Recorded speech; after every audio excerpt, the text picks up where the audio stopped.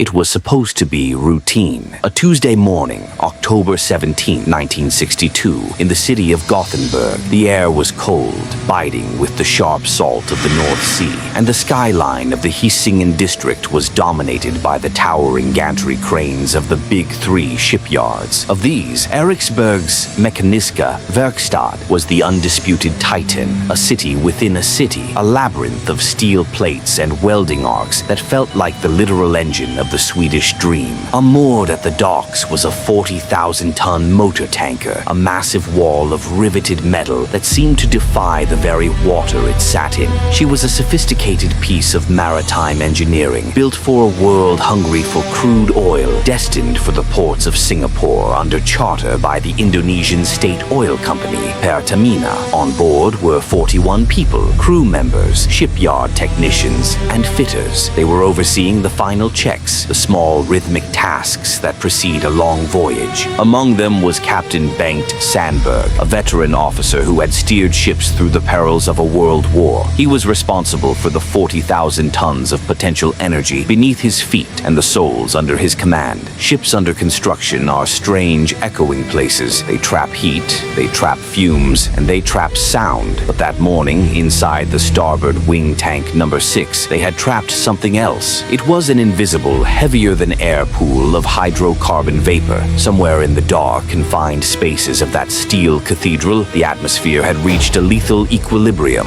It was sitting precisely within the flammable range, waiting for a single point of ignition. At 9 a.m., the routine vanished. The explosion wasn't just a sound, it was a physical blow that shook the entire district. Inside wing tank number 6, the vapors ignited with a fury that transformed the steel compartment into a furnace. The pressure spike was instantaneous, or modeled by the laws of physics but felt by the men as a supersonic shock wave that shredded internal bulkheads like wet cardboard. Outside, witnesses described the impossible, the massive 40,000-ton hull visibly lifted on its supports. It wasn't a metaphor. The blast was so violent it shifted the ship's position, a mountain of steel momentarily suspended by fire. Survivors later described the sound not as a bang, but as the entire world turning into a drum. Then, for a heartbeat, there was silence, and then the screaming. The fire spread with a predatory intelligence. It raced aft, following the ventilation shafts and open companionways toward the accommodation block and the engine room. This was the aft end design's greatest vulnerability. Once the fire breached the engine casing, the entire living area became a chimney. The upper part of the engine room was consumed in minutes. Power failed instantly. The lights flickered and died, leaving the men below deck in a suffocating pitch-black labyrinth of heat and smoke.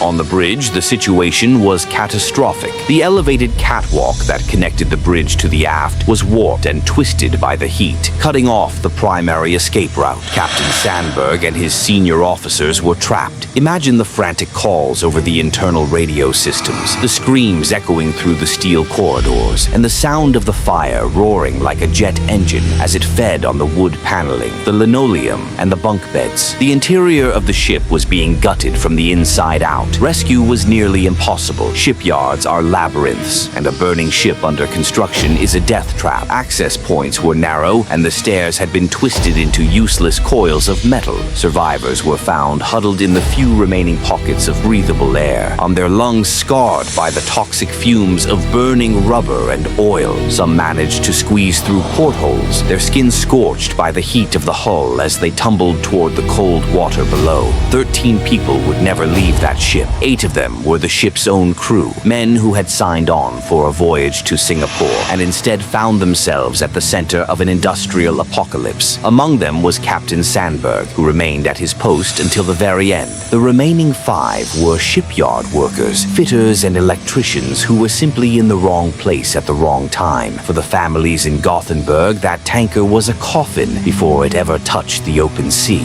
The loss left a void in the social fabric of the Donsö and Styrsö Islands, where many of the city's seafarers resided. Those who survived the fire were haunted by what they called the Arbetsdrömmen, the work dream, a recurring nightmare where they found themselves back in the pitch-black engine room, endlessly fueling a fire they could not extinguish. As the smoke cleared, the true scale of the disaster was revealed. The engine room was a graveyard shipyard of melted copper and blackened steel, the machinery was unusable. In any other era, the vessel would have been sold for scrap, but because of the complex insurance arrangements and the high value of the hull, a remarkable decision was made. The charred remains of the tanker were prepared for a tow that would take it halfway across the globe. On December 17, 1962, exactly 2 months after the explosion, the ship arrived in Sasebo, Japan. What followed was a period of technical and financial limbo that lasted for over a decade. The repairs were not officially completed until March 1975.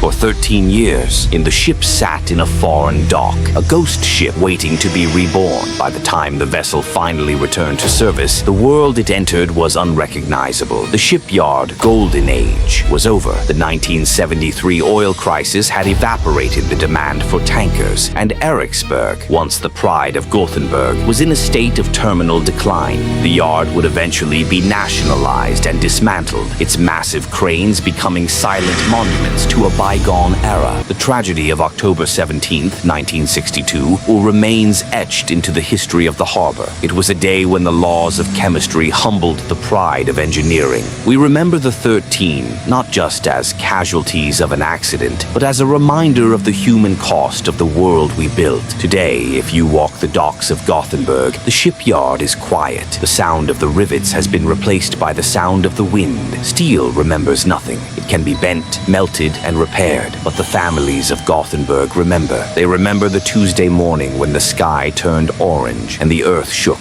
They remember the ship that lifted, and they remember the air inside that hull, which, for one terrifying moment, trapped the sound of the world ending.